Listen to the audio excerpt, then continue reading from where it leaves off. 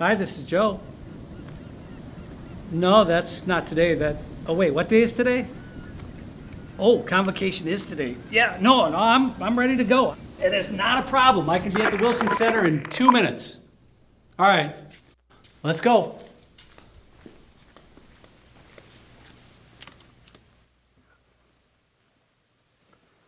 Okay, we made it. Let's get this party started. We're all here. Well, we're here. You're not quite all here. So I guess these can come off. I say, let's get this party started. Good morning and welcome to Convocation 2020. I'm Professor of Speech Communication Joe LaBarbera, and we'd like to welcome you to what is a little bit different of a convocation than we're used to. And I am so delighted to once again serve as your MC. Obviously, this year's ceremony looks a little bit different than it has in years past, but hopefully you're just as excited as I am to kick off this virtual academic year. Now, over the past 5+ months, we've all been working remotely. We've all been getting used to working in our PJs. Maybe some of you are still working to dress to impress. Maybe you've become friends with your Amazon driver, and maybe some of you have come to accept that your kids think the sound of that logging into WebEx is a call for snack time. Term shelter in place, well, working remotely, they mean different things to different people. So we asked you to send in videos to give us a closer look at your new daily lives. And we'll be showing these throughout today's program. Now, with all of the change and uncertainty we faced, one thing we can safely say is that we're hoping all of you are going to be in for a much more conventional year than what we've been working through right now. Now, while we don't see your smiling faces here today, we still want to hear from you. This is your opportunity to actually participate and provide feedback to the big cheeses here at FSCJ, FSCJ administration. And we'll do that throughout the ceremony by asking you a few poll questions. You'll see the poll question pop up right on your screen. All you have to do is just check the right box. Now, if you're watching on your phone and you have it turned horizontally, you may need to go this way into portrait, not landscape, so that you can see all the questions. Don't worry, all of the answers are anonymous.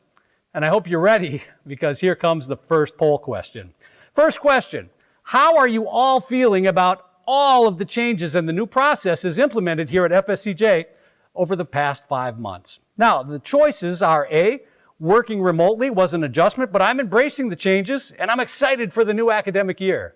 Or B, I miss my desk, I miss my office, I miss my colleagues, I can't wait to return to campus.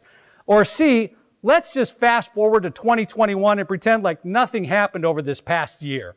You know, like when Dr. Avendano pretends the Packers didn't beat the Bears.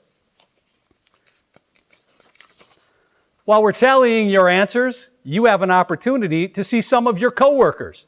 Now, whether they're welcome additions to your new office space or not.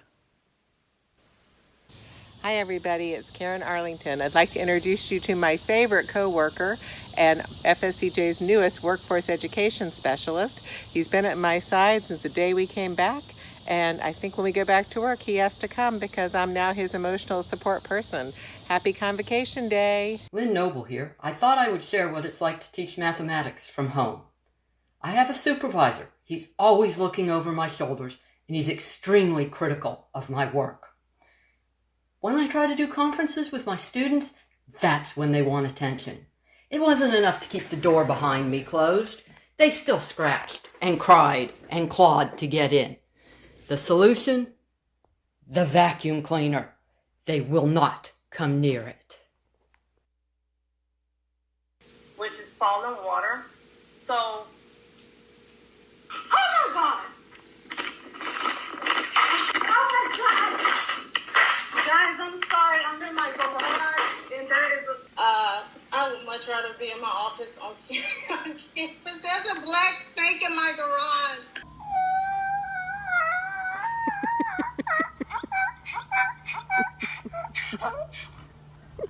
Hello, my name is Harvey Slintz. I teach business law and employment law here at the college. This has been a really interesting spring and summer for us, and I wanted to share with you some of the ways that I spend my time by showing you my office. I'll turn the camera around so you can see it.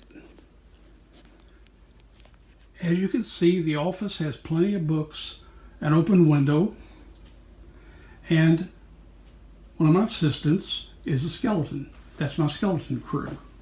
If you look around, you'll also see I've got one desk there with a laptop. I've got another skeleton behind there helping me with another laptop and a book that I've been reading, The End of Epidemics.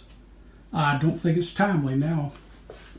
But all this keeps me busy, and my wife is kind enough to let me out of my office a couple of times a day. So it really works well. I hope yours is equally good. Wow, some great videos. And I think that was a black racer made that way into somebody's garage. My goodness. Well, we have our first poll results. Amazingly, 62% of you chose A. Working remotely was an adjustment, but I'm embracing the new year, the new changes, and I'm excited for the new year. So now it's time to get the program started. And we'll do that by introducing the Provost and Vice President of Academic Affairs. And we have to do this properly. From Penn State at 6'2", 198 pounds, please welcome Dr. John Wall. Thank you, Joe, I think. Good morning, colleagues. Welcome to our virtual 2020 Convocation ceremony. This year's theme is evolving with innovation, passion, perseverance, and purpose. Because this has been such a great time of change for all of us, both individually and as a college. This time has also presented us with some experiences where further change will be necessary to our ways of life. And today, we welcome the opportunity to speak about those things. We're all fortunate to be part of this amazing Team FSCJ.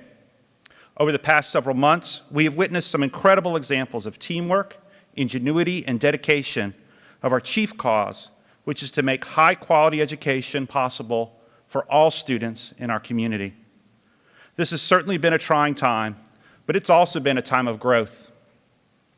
I just want to thank you for partnering with us, for going above and beyond, and for being flexible and innovative as we've navigated these uncharted waters. In the midst of all the disruption and adaptation, Convocation is a welcome touch point where we can take a moment to re-engage the annual rhythm of our work.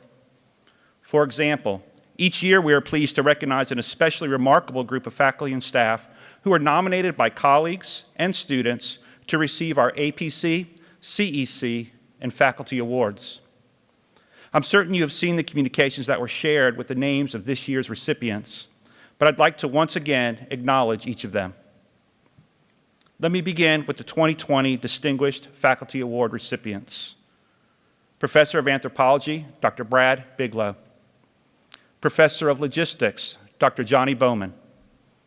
Professor of Business and Accounting, Dr. Shauna Coram.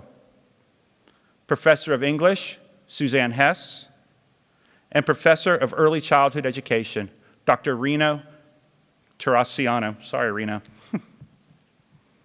Congratulations to all of you, and thanks for being examples of FSCJ teaching at our very best. In the same vein, I'd like to say thank you to our outstanding and talented core of adjunct faculty, and to recognize our distinguished Adjunct Faculty Award winner this year. Congratulations, Professor Brian Wiley.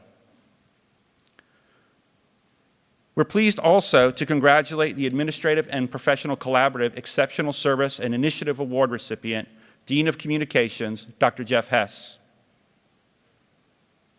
And the Career Employees Council Recognition of Excellence Award recipient is Student Services Administrative Support Manager, Brian Stewart. Congratulations to you, Brian. As you tuned in this morning, I'm sure you probably saw the slides with the names of employees who are celebrating years of service milestones, 10, 15, 20, 25, 30, 35, 40, and even 45 years of service. Normally by this time, you would have had a reception to celebrate your time with the college. Please know we have not forgotten about you. You'll hear about our formal recognition plans soon.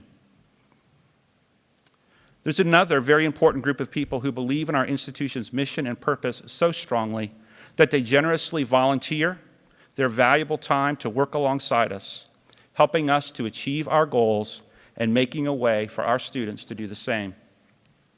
I would like to take a moment to recognize and thank the members of our District Board of Trustees.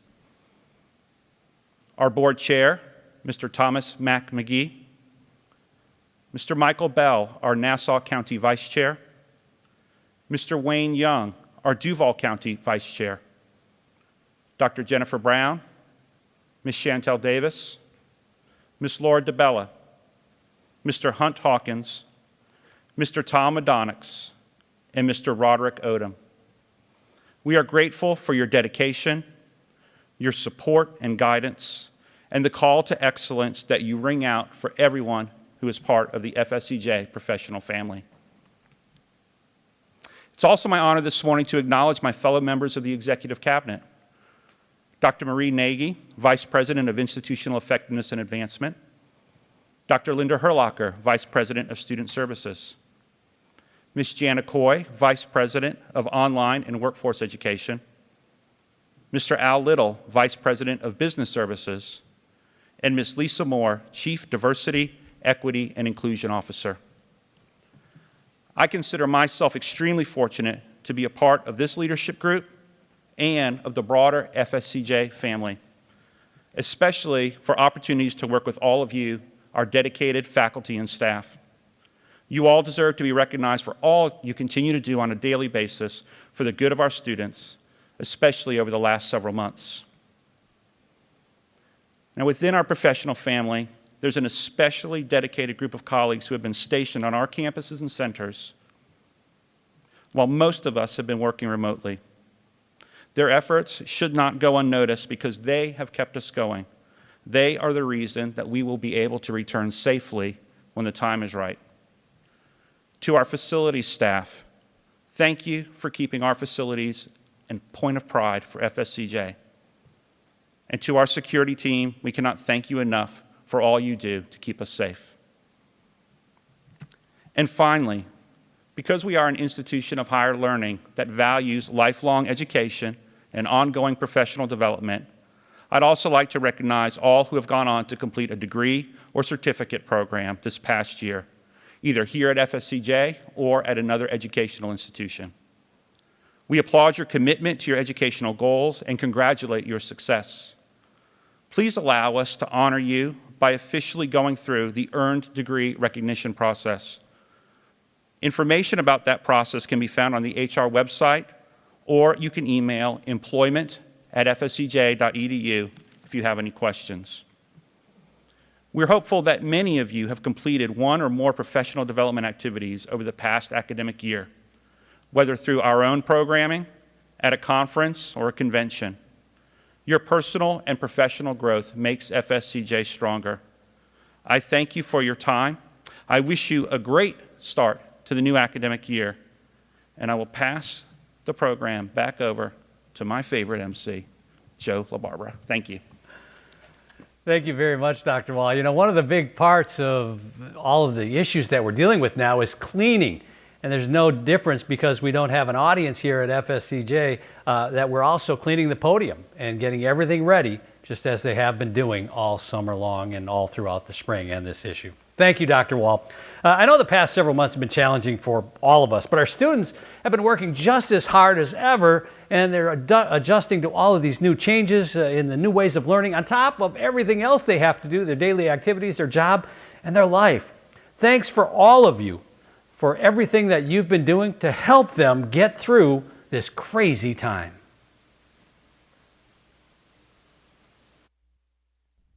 Hi, my name is Shakora. I am a wife and mother of 5. I'm also a student. I recently decided to come back to FSCJ to finish my associate's degree. I started in the spring. I was taking 2 classes, and they shortly after went from on campus to online. At first that was really scary. I was a little frustrated because the first time I took an online class, I failed it. It was really hard for me. But my experience this time during the transition to remote learning was amazing. I have 2 professors right now that have made it super easy for me. Dr. Kaysen for my humanities class and Dr. Masterzo for my women's studies class. Dr. Kaysen is very patient. He's very available to answer questions. He has a live discussion. The first half hour, he just answers questions, any questions we might have. And he also answers emails and phone calls. Dr. Masturzo is very involved in the class. She made it, the class so far is very fun. She's always communicating with us and keeping her line open as well. So the communication has been amazing, and it's made the transition for me so much easier. I'm so thankful for the online courses, the way that they've been conducting them. So I appreciate the transition so far. My experience with quarantine so far has been pretty boring, to say the least. Not being able to go out with friends and hang out with people, and not being able to go out to places I'd like to go out to has made life pretty bland, not to mention not being able to work as well. But with that being said, school is still a top priority for me personally, and so with that being said, I've still had to participate in remote learning. And the transition to remote learning has been pretty straightforward so far, actually. My professors made that really easy for me because they've been recording our classes as videos, our class sessions, and uploading them to Google Drive, or they leave them up as recordings on Canvas conferences for us to rewatch. And that's made the transition to remote learning a lot easier because sometimes during the live class sessions, if things get mixed up or if I get confused about something, before with normal live in-person classes, you can always ask the professor, you can always raise your hand and ask them questions live, or you can ask them questions after class or before class, or you can email them as well. But being able to rewatch a video and pause it if I need to, or rewind and go over something again that I might have missed or I've gotten confused on, has made remote learning a lot easier for me personally.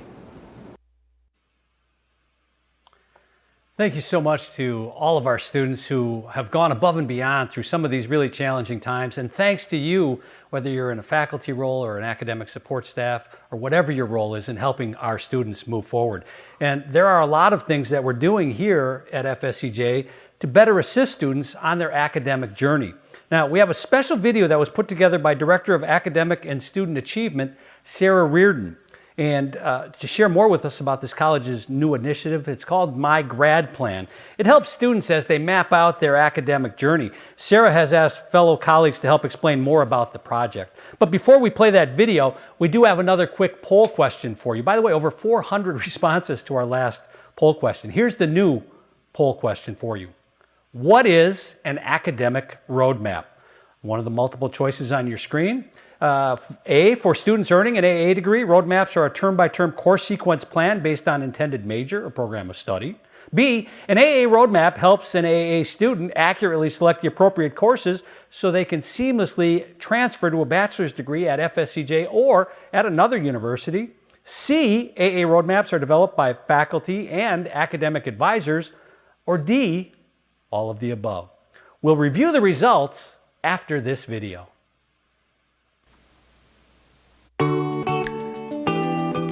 Jacksonville is a city of bridges, so it's very intentional that our college's Title III grant program is named Bridges. A bridge is inherently a symbol of union, and although our name alludes to our area's landscape, it also symbolizes purposeful unions among our departments here at FSCJ. Under the Bridges grant program, we are bringing together faculty and staff to work on integrated student success efforts.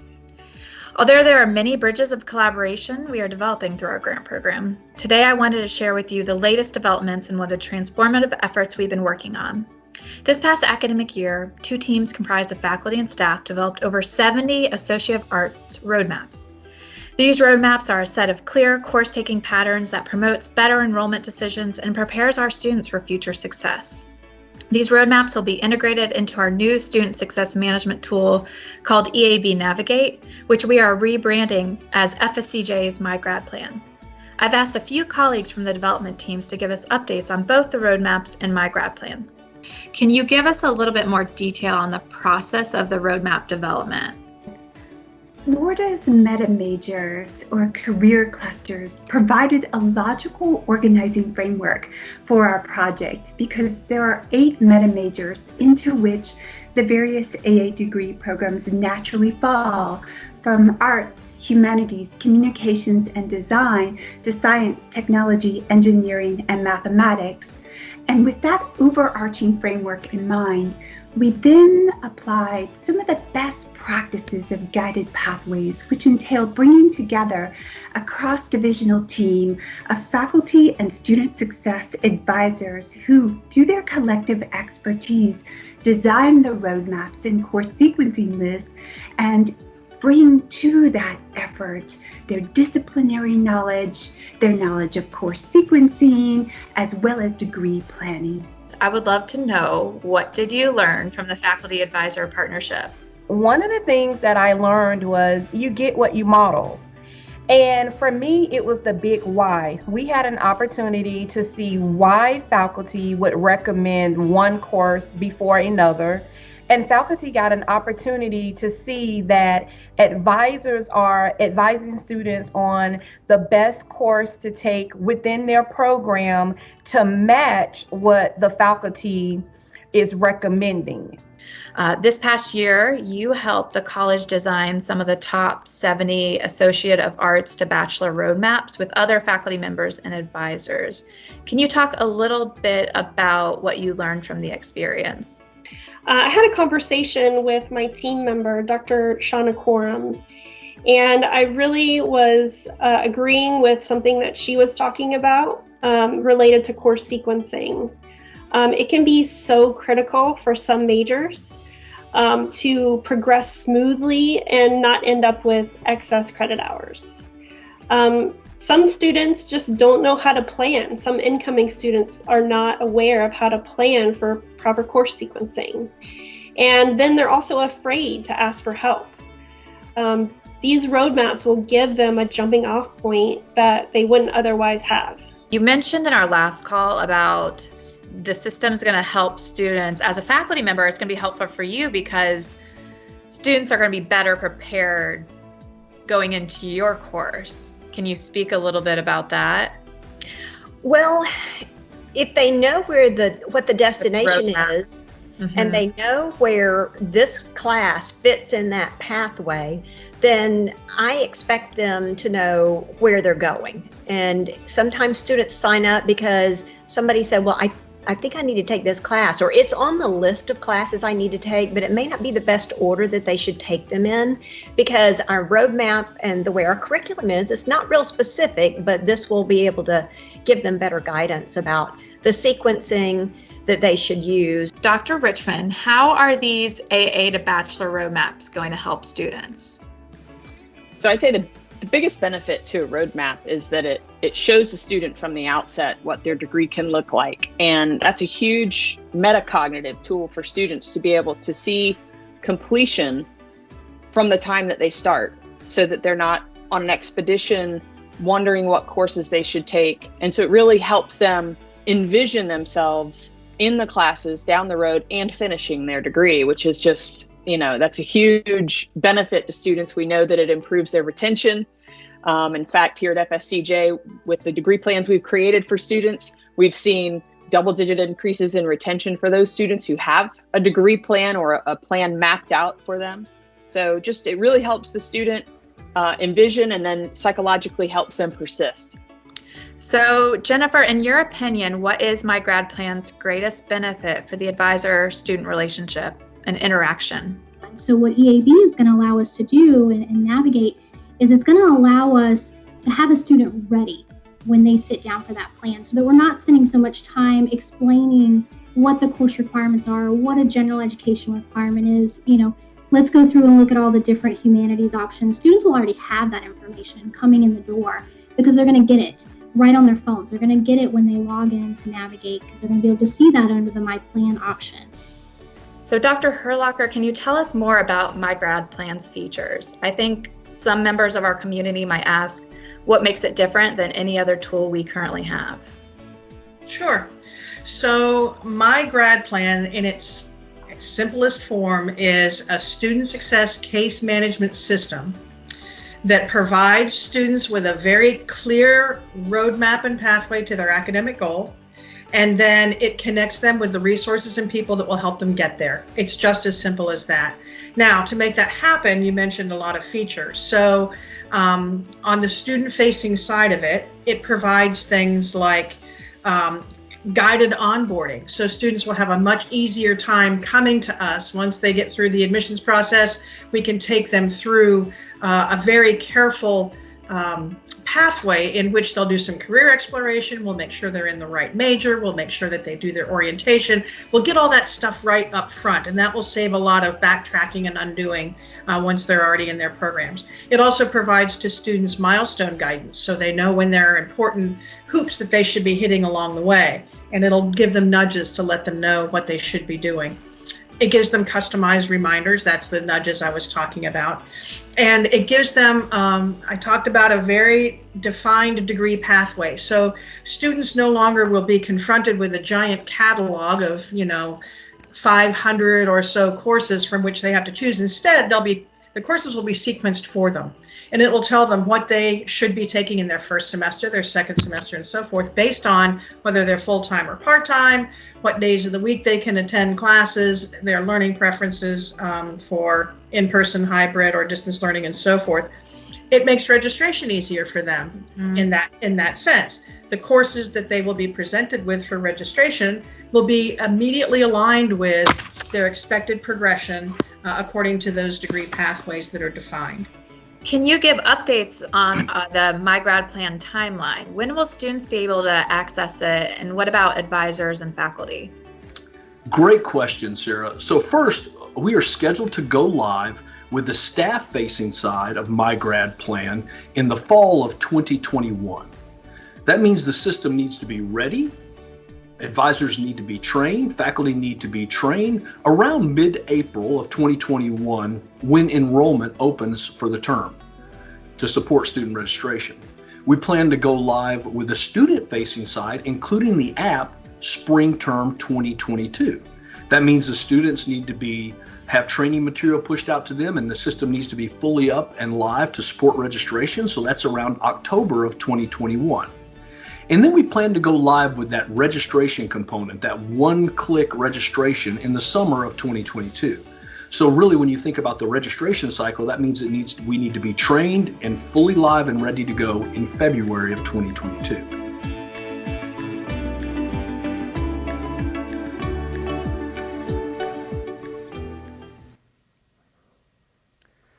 Thanks to Sarah and everyone for sharing more on this exciting initiative and what we can expect as they roll this out over the next couple of years. If you'd like to watch those full interviews, visit the Florida State College Jacksonville YouTube channel. Now it's time for our poll results. Guess what? 95% response was D, all of the above. You didn't know there was going to be a test today. That's the correct answer. It's D, all of the above. And we know how hard it can be to stay focused and on task while working from home, but by now, I'm sure you've gotten into some kind of routine on your own. And some of you have even found new ways to stay active while working through your to-do list.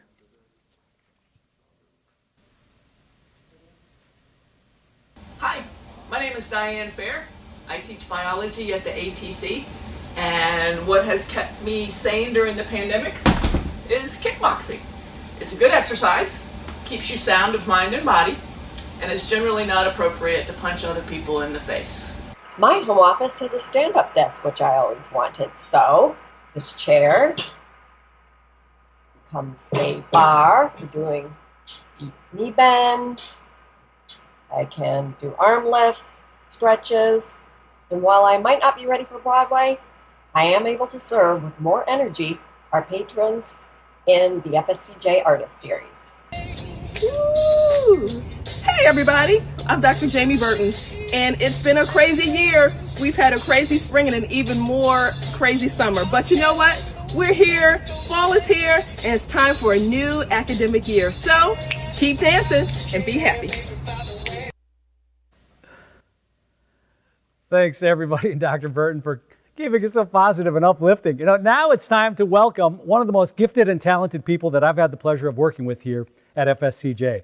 Professor of Speech, Dr. Mary Lee Canil. Now, Dr. Canil recently moderated a virtual panel of faculty and staff that's focusing on some of the relevant events and topics that we're experiencing here in our community, in our nation, and across the world. Dr. Canil.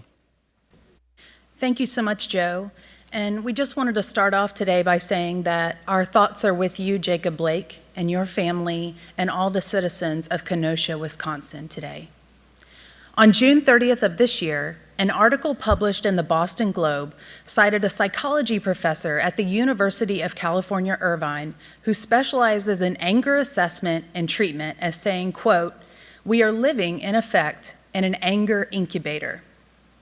The chair of the American Psychiatric Association's Committee on the Psychiatric Dimensions of Disaster observed, quote, "Three disasters superimposed on top of one another, the pandemic, economic fallout, and civil unrest, have Americans seeing increased stress, worry, and anger." Understanding that this is our current climate, we at FSCJ are positioned to lead the charge in channeling these situations into productivity and growth. So today, we're talking about our capacity to strengthen FSCJ as a safe space. Physically, we have our plans for sanitation, social distancing, and masks, but also to be a safe space mentally and emotionally.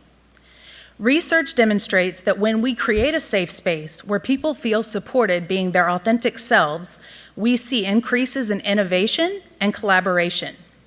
This support and empowerment create a space for new thoughts and ideas and the resiliency for us to make some mistakes and learn from them. Now is the time to be having some challenging conversations to discuss what safety looks like to varying individuals and achieve and model inclusive excellence. FSCJ is positioned to be the place these discussions are happening. We have the diversity to pull on to create a table of diverse points of view where they can be heard and addressed.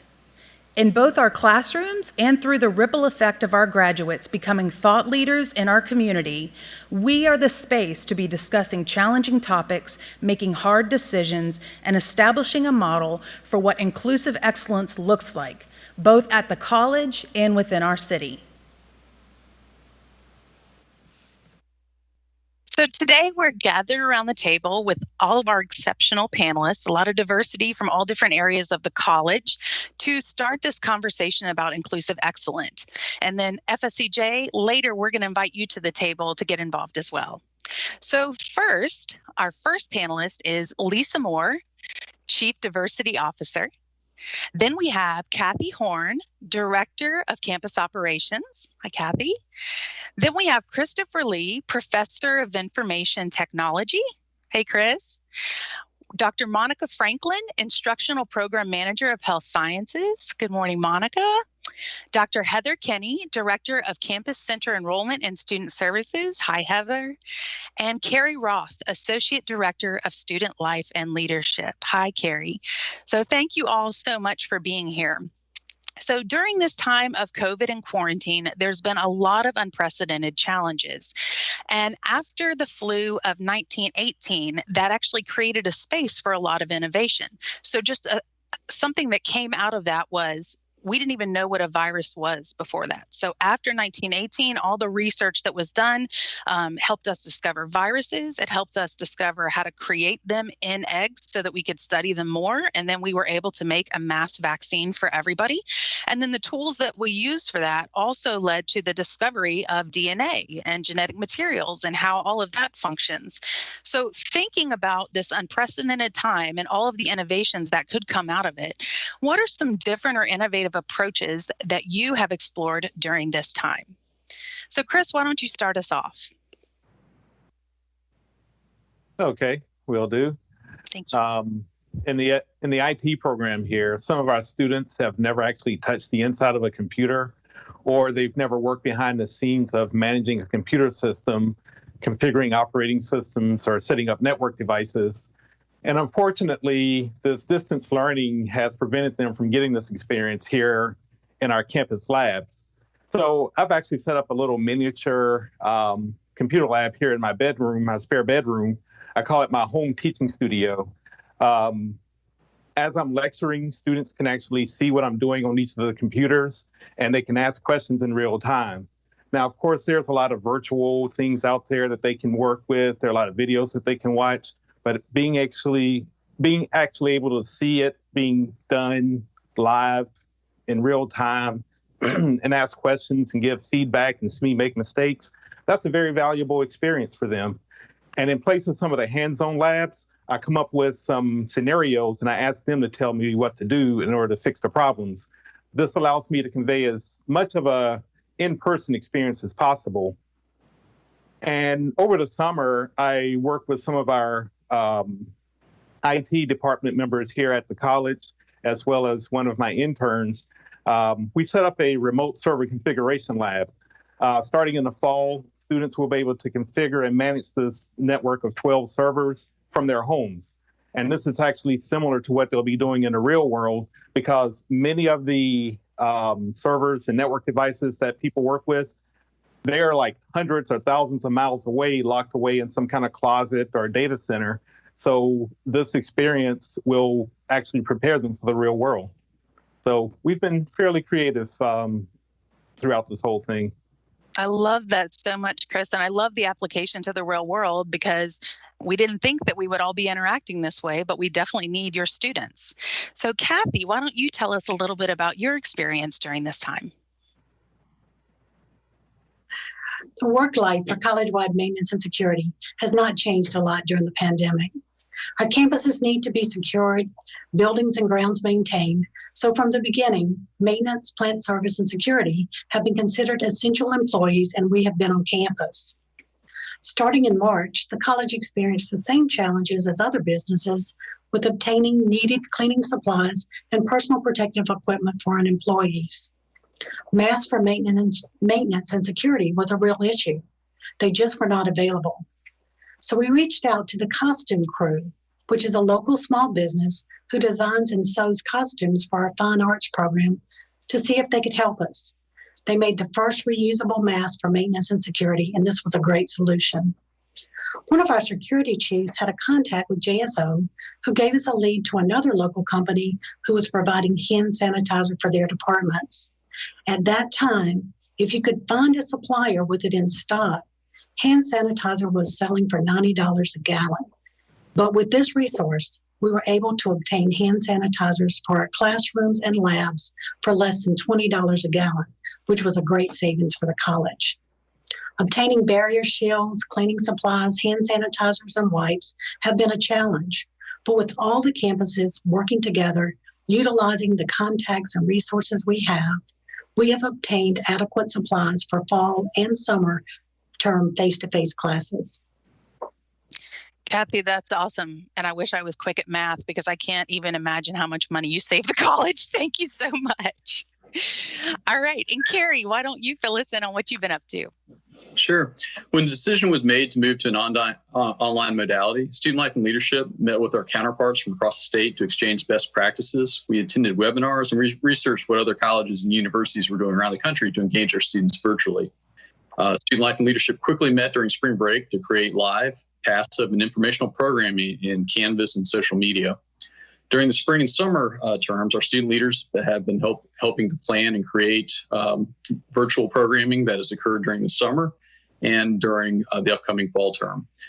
This fall, Student Life and Leadership will utilize WebEx and also tying into our Life at FSCJ Canvas course to have more breakout sessions and have live events during the fall that our students can engage in. Carrie, I love that. And that's also a great opportunity for people to get involved. I was on one of the call-ins where students wanted to talk about race, which leads into our next question. So during this time of COVID and quarantine, and over the past few months since the death of George Floyd, we've seen this outcry for justice and to reimagine our country and to look at where we came from and how we got here. And one of the analogies that I've heard is that it was like baking a cake. And if we baked a cake and racism was one of the original ingredients, it's all in there now and we can't parse it out afterwards. So we have to bake a new cake. So if we think about FSCJ as being a place where we can start baking this new cake, what are some of the ways that we can be thought leaders in our community on really moving diversity forward? So going from talk to action and really creating this inclusive excellence. Why don't we start with Heather? Good morning, everyone. You know, as I think of what inclusion looks like for the students and really thinking through as far as what is an intentional and active environment to learn in, we really look to have excellence in everything that we do in student services, specifically, you know, embedding all those aspects of the student life as they come in and meet with an academic advisor or they see us, you know, finding advisor, and really working to connect those individuals to increase their awareness. And we have students every day when we were on campus. You know, before we had students every day in our lives that we might have an immigrant family that is sitting next to a mom that's coming back with her 3 children, next to a dual enrollment student. And so just the inclusion within our offices on any given day, but then to be able to interact with an advisor that's going to give that awesome experience and tell them how to get to the next level is even more important. So being able to show that inclusivity in our offices, now that we're online, we still see those same students. We're just seeing them in their homes, right? We're talking to them, you know, talking with our students. So I think that every day is an interaction that should be an open conversation in that safe environment for the student. That's so true, Heather. And Chris, what's your vision of inclusive excellence at FSCJ? So for me, being a member of the faculty, it looks like faculty and staff who have these great ideas on how to serve the students that we work with every day, as well as prospective students who are looking to join us. We act with these students every day, and we have these ideas on how to serve them. So we need administrators who provide the resources to bring those ideas to life. For example, prior to COVID, I was hosting a middle school robotics team here on campus. And we want to set up some large competition tables in South 102. That's one of the rooms that I use for teaching. So I figured just use one of the rooms that I already have access to, and that'll be most convenient for me. But when I met with Kathy Horn, she took time to show us several other alternative spaces so that we could have more room, additional security, easier access to classrooms, things that I hadn't thought about. So in the end, we decided to use another space over at the ATC, but I really appreciated Kathy's diligence in making sure that we had the best space, best environment possible for what we were trying to do. And earlier I mentioned the server configuration lab in the other question. That actually began as a small temporary network in one of our classrooms. And then it grew to what was supposed to be a permanent location in a larger classroom, but then Canvas came and we haven't used it since. So now that we're moving it on to the network so students can have access to it, I've really thought about the evolution of this project. You know, throughout this project, you know, I've had the support of my dean, my academic director, their staff, the campus operations, the IT department. We all work together to make this idea come to life because no one single person could make it happen on our own. So here at FSCJ, I feel like we have significant resources, and that was one of the things that really attracted me to the college when I came to interview here. But it's all up to us to put those resources to the best use possible. We can't just sit on our laurels and say, well, you know, this is the way that we've always done things, and we don't really want to change because we put so much time into getting it this way. We can't do that. We have to be open to the new ideas that will address our current situation, our current reality, so that we'll be able to prepare our students for the future. Thank you so much, Chris. And I love that you talked about collaboration and creativity, because that's going to come back up later as one of the hallmarks of innovation. So awesome, Chris. Great job.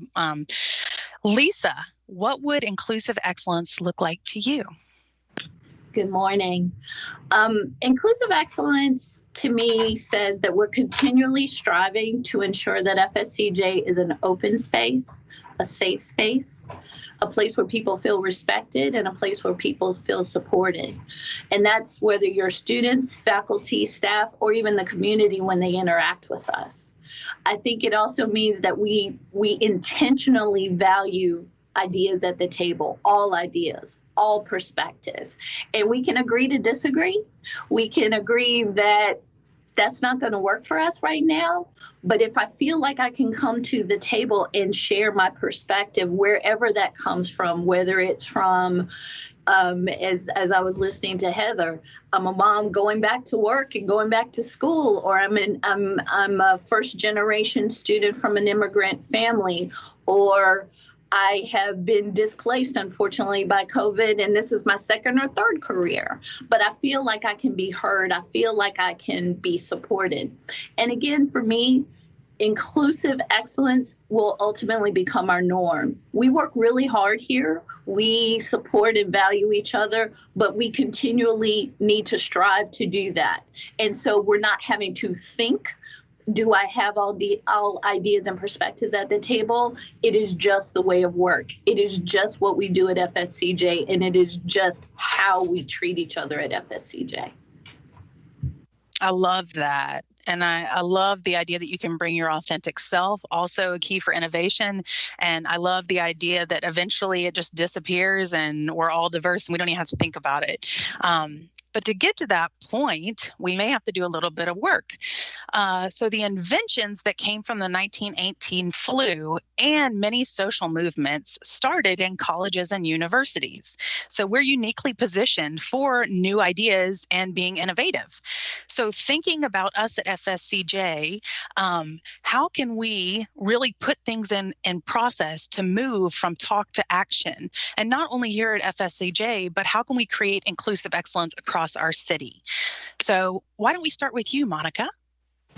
Thank you for that question. So when I'm thinking about diversity and how we can improve and increase diversity at FSCJ, I think first we need to determine if the diversity that we currently have, does that truly mirror the diversity of the population and the community that we serve? That type of diversity should be existent. It should be present throughout our organization in all areas. So from leadership to entry-level employees. We all know that diversity, it's not just about race, but diversity, it really includes all of our individual uniquenesses. It includes our mental and our physical abilities. It includes our intellectual and our ideological diversity. So it includes many, many things. Oftentimes, organizations, they participate in targeted recruitment, or they recruit outside of the geographic area that they're located in, really in an effort to increase diversity. I think that diversity should really be self-sustaining. And if it's not self-sustaining, why isn't it self-sustaining? And we have to really look at the climate and the culture of the organization. So if the climate truly is inclusive, if it's really inclusive, then minorities will more likely, they will be more engaged and they will be more productive and they will more likely have a great sense of job satisfaction. So everyone deserves an opportunity to have equal access to career paths. And within these career paths, individuals should have the tools and resources, they should have the support, and they should have the opportunities to travel these various career paths. So at FSCJ, we have many mentors and many organizations utilize the mentoring model. And unfortunately, many times the mentees are a younger version of the mentor.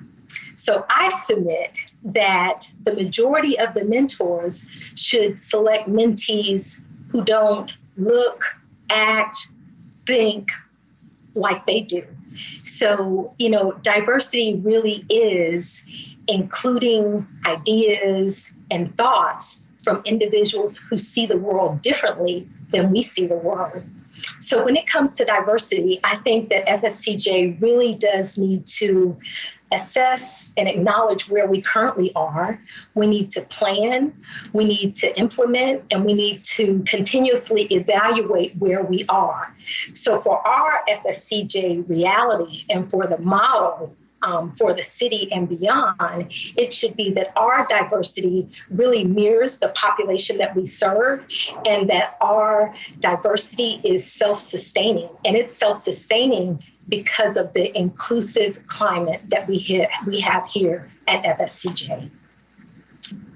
Monica, I love that so much. And I feel like an example of moving in that direction was the appointment of Lisa Moore as Chief Diversity Officer over the summer. Woo woo.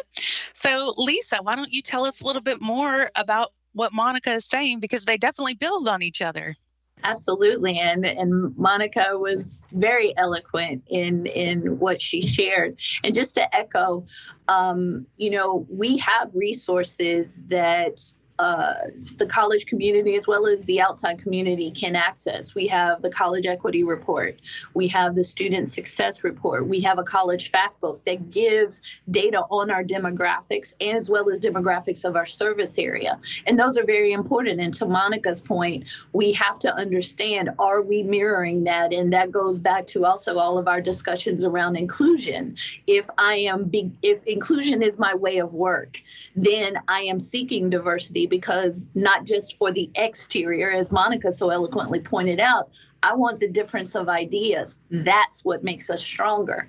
I also want to add, when we're thinking about diversity, so there's the demographic piece, but diversity is important in that it expands our problem solving. It expands our responses. It encourages our creativity. It encourages, as Monica said, our retention and recruitment, not only at a student level, but also at a staff level. If I see myself reflected somewhere, I feel included, I feel valued, and I want to be a part of that. We have a great start here at FSCJ. We have a lot of diversity in many forms. We need to build upon that, and we can build upon that, and that obviously is one of my goals, is working with the college to look at how we build that. I want to add a quote. I am a Maya Angelou fan, and she has a quote that I have written in many places many times. And she says, we all should know that diversity makes for a rich tapestry.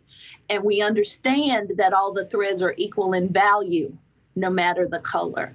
We're all important. All of our experiences are important. All of our perspectives are important.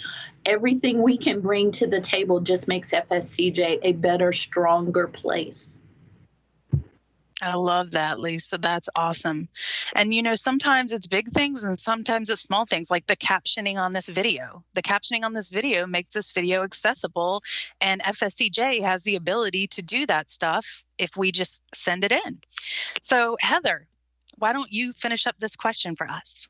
Yeah, we talk a lot about what the inclusivity, but also looking at how we take and be a thought leader to take it into action, right? And so when I always think about how do we take these thoughts and feelings and things that we've been talking around the table and listening to our students, how do we bring that to an actionable piece that we can actually implement in our policies, whether that's in our procedures, to really help our students. And so over the last couple of years, I've had the opportunity to really work on a great program that took those ideas of how do we get students right from the beginning to be successful, to own and learn from different students in the classroom and from their college community and build that bridge. And we really developed a first-year experience program that looks at new curriculum that embeds diversity into the curriculum. Students have to partake and participate as much as we can. We want them to do that inside the classroom and outside the classroom, whether that's with student life and leadership, that's with diversity and social change. And we really want students to build that seamless piece between the classroom and the community, and then taking it back home and bringing it back to their community. And I think it's been a great collaboration between academic affairs and student affairs to really bring this together. And hope in that upcoming year, when every student is taking it and of arts degree, we're going to be able to see how that really changes our community and only makes it better. So I'm really excited to see that.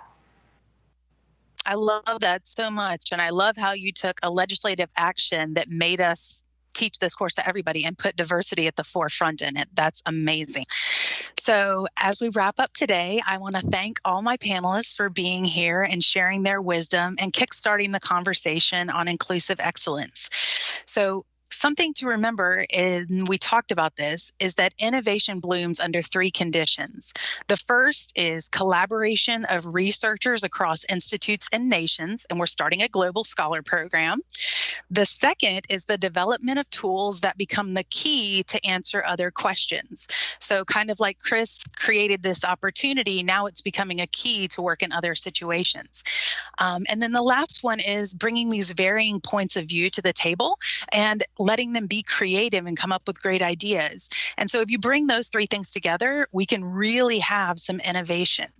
So I thought it was interesting that one of the most transformative inventions that came out of the 1918 pandemic was actually the window unit air conditioning, since we're in Florida. So not only does that make our Florida summers bearable, but in actuality, when it came out in the 1930s, the South had been lagging behind since the Civil War, and it was able to remove the heat and humidity so that industry would move down here. So it boosted our entire economy in the South. And so sometimes, you don't think about something like that having such a broad impact, but that one invention made possible transatlantic flight, the computers we're on today, and even the servers, like Chris was saying, that are powering our internet. Those have to have cold environments. So what new amazing concepts can we at FSCJ develop through inclusive excellence? So we got the conversation started today, and we look forward to having you and your ideas at the table. Well, it's not scripted, but we thought we'd give you a behind-the-scenes look at this talented crew. I used to be on TV. I'm used to being a part of the crew. In fact, why don't you guys let me help, right? I'll just, what happens if I press this button right? Oh, sorry. Okay, better leave that to the good guys. My bad. Sorry about that.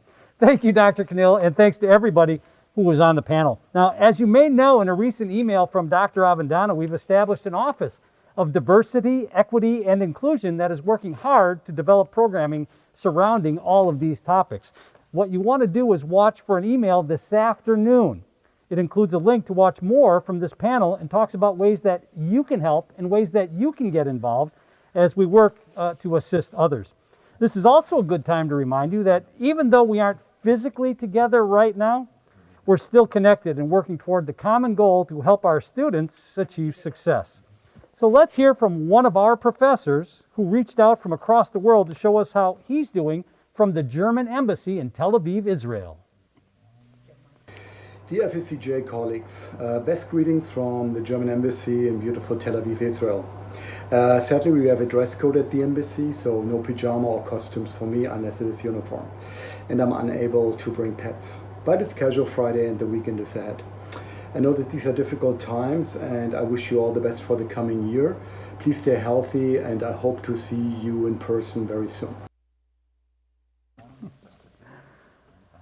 Now, before we welcome Associate Vice President for Strategic Priorities, Dr. Deb Fontaine, to talk about the Visionary Impact Plan, it's time for another poll question. By the way, more than 800 people watching this stream right now among the FSCJ family.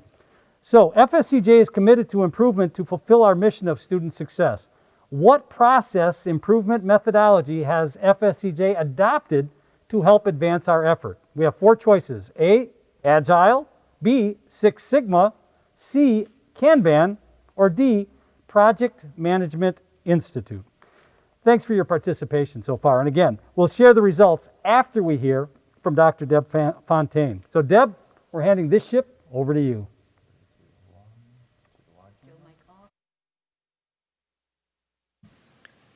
Good morning, everyone. It's exciting to begin a new academic year, working with such dedicated colleagues, and it's great to be able to see even just a few of you in person, albeit at a safe distance. This morning, I'm here to share with you our progress in strategic planning.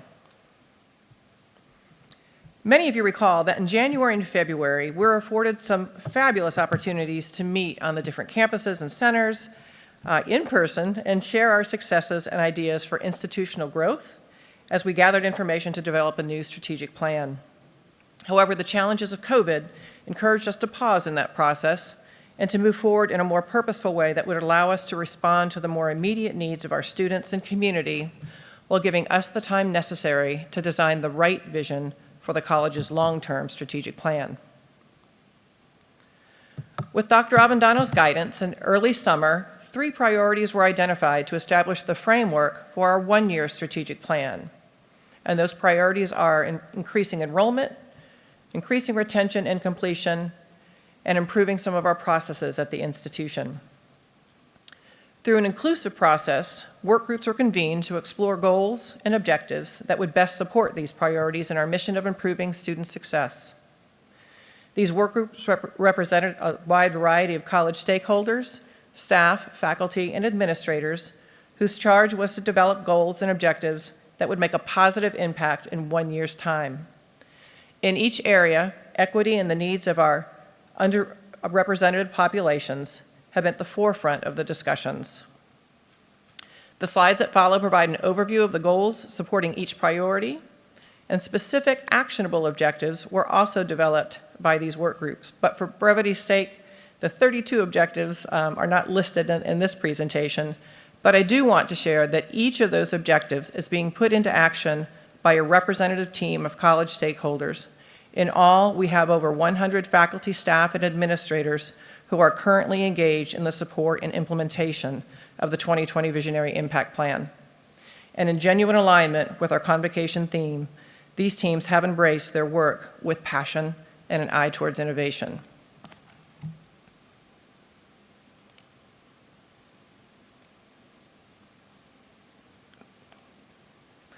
The first priority, increasing enrollment, includes the following goals: to implement communications and marketing strategies that highlight the value of FSCJ from start to finish, and create an increased emphasis on strengthening our alumni and employer engagement activities.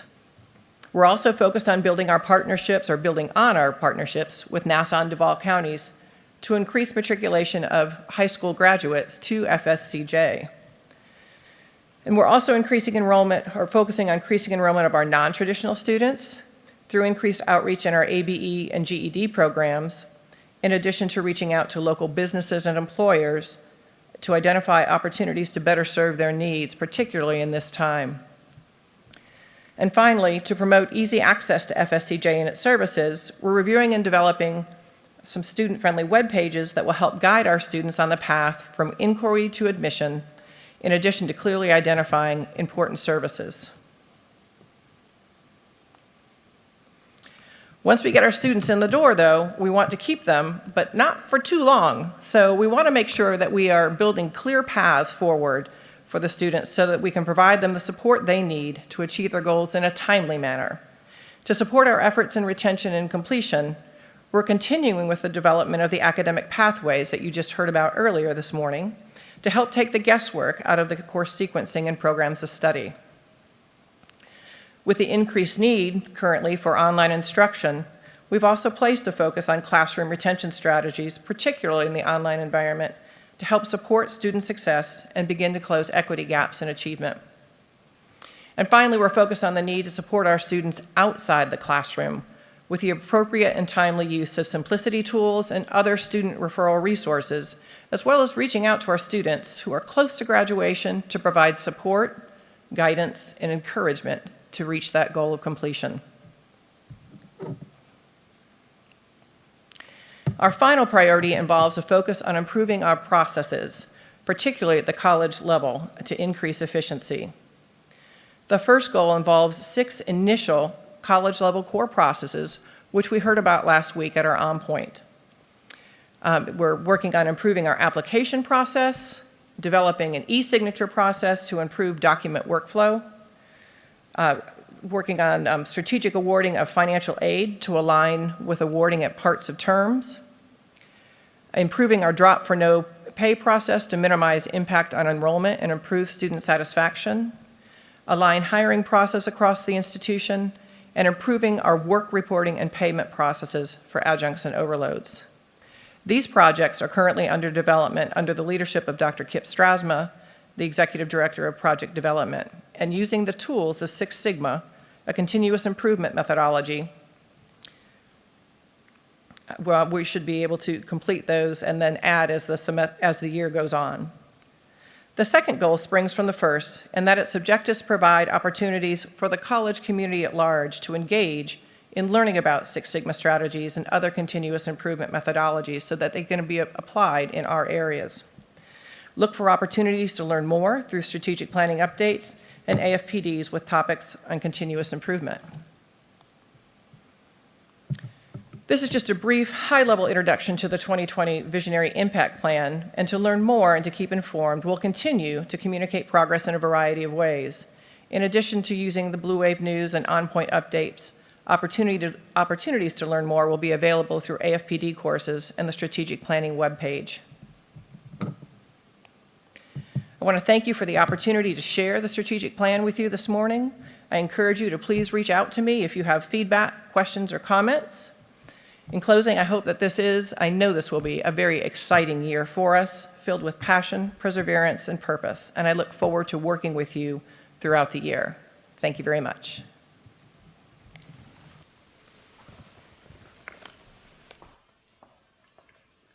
And thank you, Dr. Fontaine. Now it's time to announce our poll results. More than 78% of you voted for B, Six Sigma, and which incidentally is the correct response. So nice job today. You know, at times like these, it's really important to remember those who aren't really able to connect with the outside world, and it's also an opportunity for us to give back in ways that we can. This is why we're partnering with 4 Acre Hills Rehabilitation and Nursing Center. It has residents who would love to hear from you.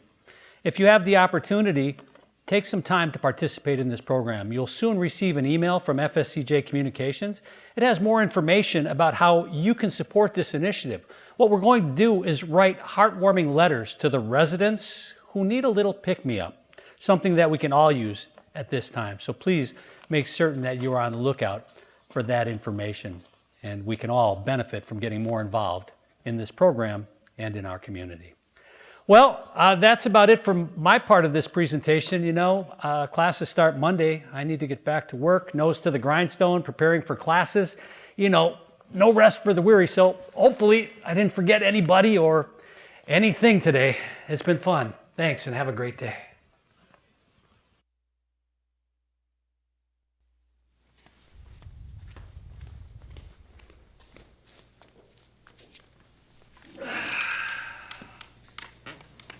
Oh, yeah. Oops, almost forgot. One more thing. While we appreciate you hanging out with us this morning, we do have a little bit more relaxing to do. We've got first our alma mater, which is being performed by students in the FSCJ Chorale, and then it's the keynote address from Dr. Avendano. Stay with us. It's going to be a good time.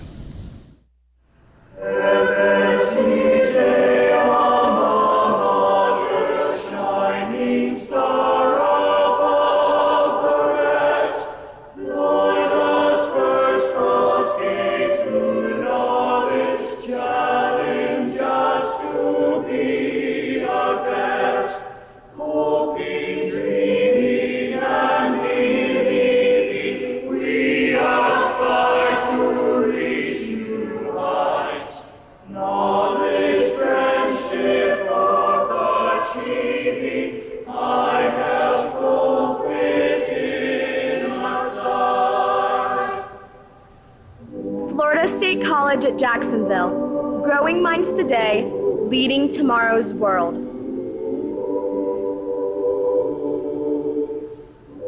Integrity.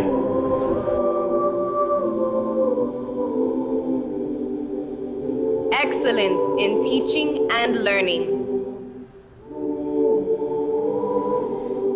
Culture of honesty and trust. Creativity.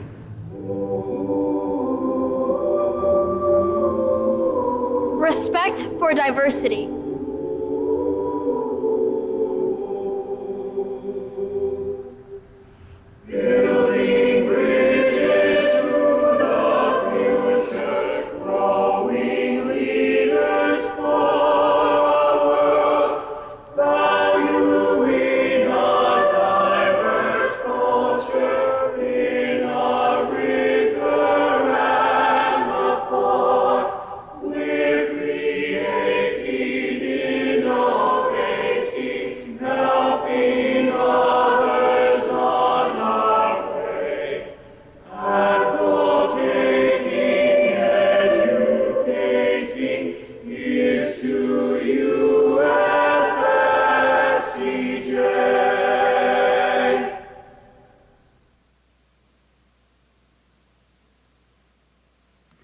So how cool was that? You know, in the baseball world, they call that the walk-up music. And mine just happens to be the FSCJ alma mater. So again, I want to express my deep appreciation to Professor and COVID survivor, Tommy Shepard. Tommy, thank you for reviving and revising our alma mater with your contributions and for your ongoing success story and inspirational story. Thank you. And good morning to FSCJ. Welcome to Convocation 2020. Again, it is truly an honor to welcome everyone this year through our new virtual format. And wow, what a difference a year makes. Last year, I had the opportunity to address the FSCJ community in a rather filled gymnasium with over 900 people in attendance and just a handful of people who were out there virtually. And then this year, I can just see the option that you all really preferred. But seriously, I do appreciate you all tuning in this morning to Convocation 2020 from hopefully what is the safety and comfort of your own personal space. And while we can't be personally together for the health and the wellness of everybody, you know, the social and virtual distancing has not stopped or prevented us from communicating nor carrying forward our mission and our purpose. Let me first say thank you to the committee who have coordinated all of our virtual events, and of course to our AV and technical staff who are coordinating and managing all the technological needs that we have here today and putting on Convocation 2020. Please say thank you to all of them when you see them. You don't know how much is going on behind the scenes, but it's a tremendous amount of work that goes on to putting on a production like this. Thank you also to Professor Joe LaBarbera, no matter where you are. It's always a blast working with you, and don't forget to put on your sunscreen. I know the sun doesn't shine much up in Green Bay, but don't forget to do that. And also, as always, I want to begin by welcoming and acknowledging the District Board of Trustees who have taken the time to be with us here this morning. And over this past year, I've come to know and greatly appreciate their interest and their commitment for education and for FSCJ. And to a person, I can assure you that they have the best interests of the college in mind. They have been a great support to me, and they've been strong advocates for FSCJ and for all of you. And again, to a person, they have said that FSCJ is poised for greatness, and they also firmly believe that we can overcome any obstacles or challenges that are in our way. And I agree wholeheartedly. FSCJ has been through a lot over the years, and this past year was really no different. We've faced things like the threat of Hurricane Dorian, a worldwide pandemic, economic and employment upheaval, civil unrest, and the possibility of hosting a national convention a mile and a half down the road from one of our campuses. And so I want to thank the board, and I want to thank all of you for testing me through the challenges in year one. And I can't wait to see what year two brings. It was truly a strange year, to say the least. And hence the theme for this year's convocation, evolving with innovation, passion, perseverance, and purpose. The fact of the matter is we have to have each of these traits, because the reality is that we cannot just close our eyes and wish these disruptive events away. So let's face it, all of these major disruptions are all still here. I know that we are still in hurricane season, and nothing showed that more than yesterday. I know that COVID-19 does not plan to make an exit anytime soon. The unemployment insecurities will continue to impact the lives of the citizens and the residents in our community. And then we saw again this week where civil and social unrest will continue to knock on this country's door until it is addressed. And we will have an election in November. So you see, we must find ways to continue to be innovative in the light of all of these disruptions. We must be passionate about the work that we do so we can demonstrate our commitment to our mission and purpose for all of those that we serve. Perseverance is the only option we have to continue to be successful as an organization. And we must succeed because our students, our community, and the workforce depend on us, and we depend on it. I had shared at last year's convocation and the months that followed how I had encountered FJC, FCCJ, and FSCJ alumni essentially every single day. And honestly, if it weren't for the arrival of COVID, I know that I would have encountered more former FSCJ students or parents every single day since March until probably today. In fact, even in the limited interactions I've had with people during the COVID season, I am still encountering FSCJ alums and current students. And while it may not be too surprising given our size and our 50-year-plus history, the responses I get when I ask them about their experience at FSCJ is something that I think we all need to hear. And so it's interesting, and I can be a little scary because in my role, and I've been advised in the past to be careful and be prepared for whatever answer I might get based on the question that is asked. So what I think is important for all of you to hear is the regard that our students and our community have for our college and the appreciation and respect that they have for all of you who've helped them along the way. That's important for us to hear because many times we tend to be our own worst critics, or we tend to hear that single voice out there that's overly critical of the college. So even though we've been through a turbulent past, we are still appreciated and we are still valued by this community and the students that we serve. And even through a turbulent past, we are still poised for greatness. Now, having said that, I know that we can't just rest on our laurels. We know and we freely admit that we're not perfect and we can do better. Even to think that we can do better is truly saying something when you think about this. So consider this.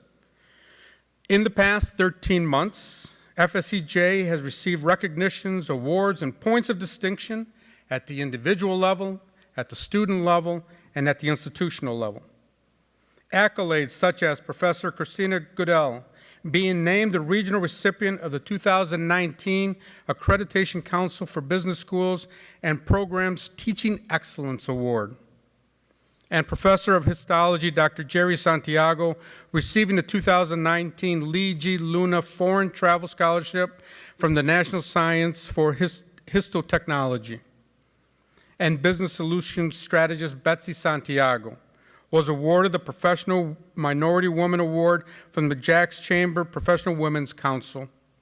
And Dr. Mary James was selected as the Phi Theta Kappa Honor Society's 2020 Faculty Scholar. And these are just a few of the individual honors recognized from FSCJ, and I do truly apologize for not having the time to mention everyone over the course of this past year because there were many, many more.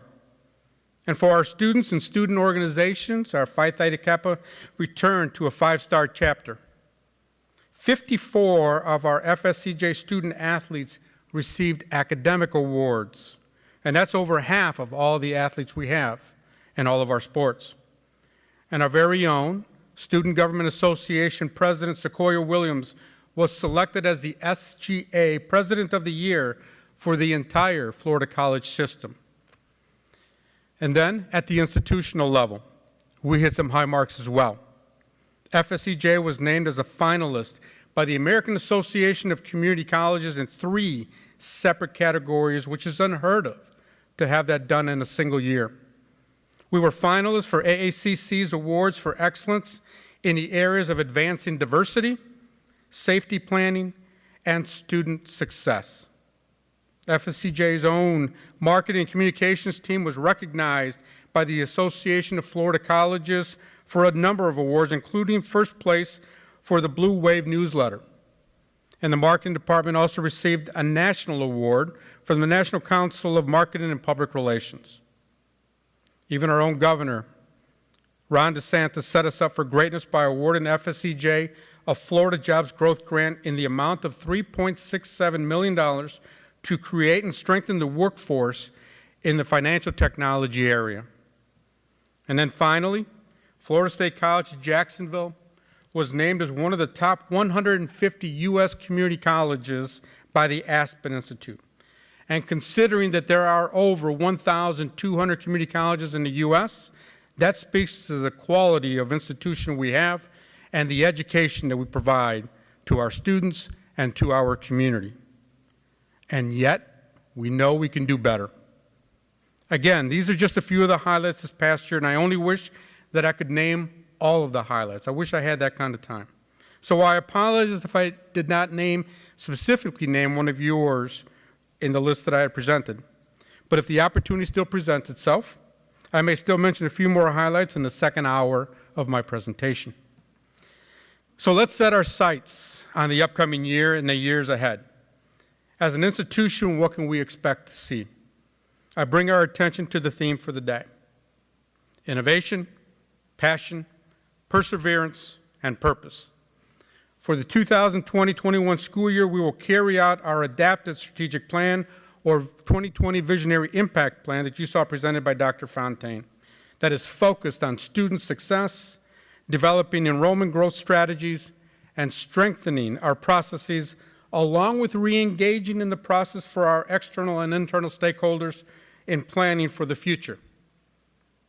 In the early results from this past year, we know that we need to develop and expand our programming and offerings at our centers, specifically Nassau and Cecil Center. Both communities are expanding and positioned for growth. It's our responsibility to be there. We need to be deliberate in serving those areas. We've already begun by partnering at Cecil Center with a new charter school, San Jose Tech, which is scheduled to be completed about a year to a year and a half from now. We will be assessing our offerings at Nassau County and our Nassau Center, and we'll be purposeful in our outreach to that community. We know that a significant number of students from the 4 high schools in Nassau don't pursue post-secondary education anywhere. FSCJ is the best option they have, and we plan to market to them directly. In addition to Nassau and the western part of our district, we know we need to examine all of our underserved areas. That will be part of our purpose as well this year.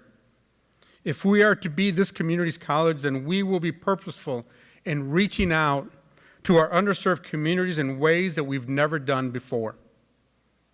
That will provide greater access, contribute to our overall enrollment strategies, and create real opportunities for our citizens and for the workforce. In addition to being purposeful and intentional in our outreach, I am confident that we will continue to be innovative in how we deliver instruction, where we deliver instruction, and when we deliver instruction. This past year has required us to be innovative in many different ways. We must ride that momentum of innovation well into the future. And my deep appreciation to everyone who was flexible over the course of the past 5-6 months to bring instruction, quality instruction, to all of our students. So beyond our mission and purpose, I look to our college to also be a leader in this community as we address the issues of diversity, equity, inclusivity, and racism. I know these will be tough conversations, and they will be uncomfortable for many. I understand that. I get that. However, these issues don't resolve themselves, and we are not completely fulfilling our mission in serving our community if we stick our head in the sand and do not respond. As you heard early in the alma mater, respect for diversity is a core value at FSCJ. And so we must remember our past and learn from it. It was 60 years ago today that our community witnessed the tragic events that unfolded following what was to be a peaceful civil rights demonstration in our community. Axe Handle Saturday is a dark spot in our community's history. While we've made strides since that horrific day, we must not forget what so many endured in an effort to gain the same rights that they had always deserved. As the community's college, we will remain a resource for building a better community to all those who come through our doors. My intent today is not to add to the political arguments swirling around our country. That's not our role. My intent today is to remind us of our mission and our role as an open-door institution. We are open to anybody. We must provide opportunities for everyone. We must provide opportunities for civic engagement and critical thinking to our students in order to navigate these times and be part of a change for good.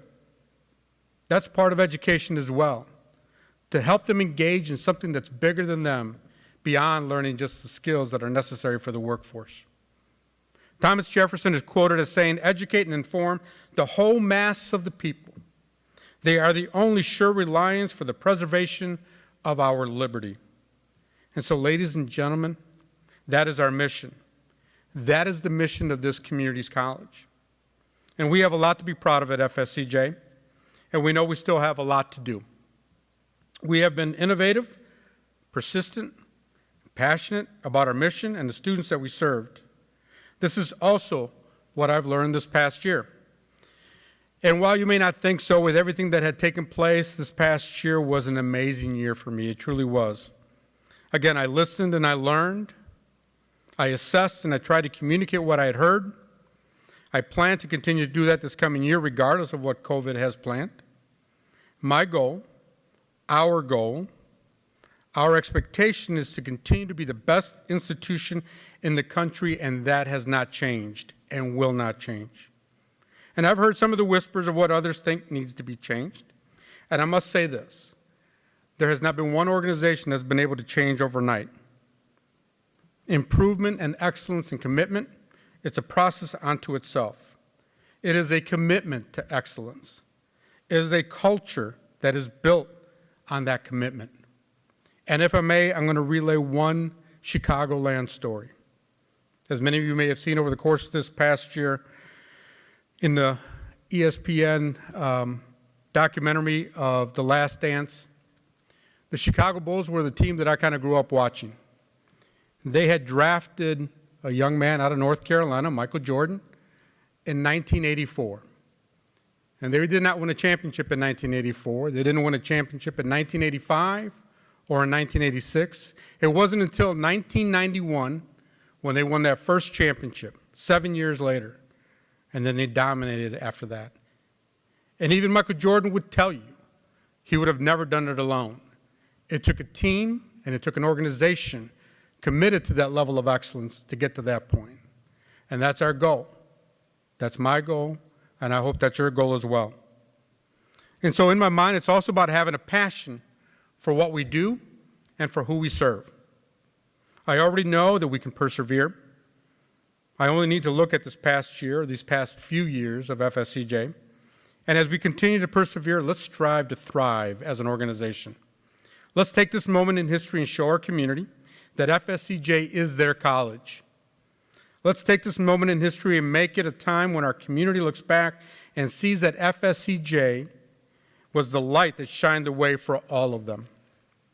Again, I want to thank each and every one of you, the work that you do to serve our students, to serve our community, and to serve each other. I wish you all a fantastic and safe school year, and I look forward to seeing you all live and in person in the near future. Thank you, and have a fantastic year to the FSCJ family. Thank you. And now, in closing today, I want to again start by thanking all of the presenters and the performers, and certainly our MC, Professor Joe LaBarbera. A little more sunscreen, Joe. I must also again acknowledge those who helped make our first ever virtual convocation possible. The whole team of faculty and staff from across the college put a lot of time and energy into all the details, and there were a lot of details behind the scenes that made this event possible. So thank you to all of you. To the entire planning committee, thank you. It would take me far too long to name each and every one of them, but you will see their names listed in the program today. Again, thank you to all of you. And finally, to all of you who have joined us today, thank you for making this a priority in your day. I know there's a lot going on as we prepare for the beginning of the academic year, and I also know how different this year's event was due to our inability to be physically present with each other. I resisted the opportunity to bring out my little magic mirror to see where everybody was, but I know that you're there. So regardless, I hope that you also share in my excitement for what is to come in the days and the months and the school year to come. Again, I leave you with safe and healthy times for you and your family, and I wish you a fantastic school year, and I look forward to seeing you all soon. Thank you, FSCJ.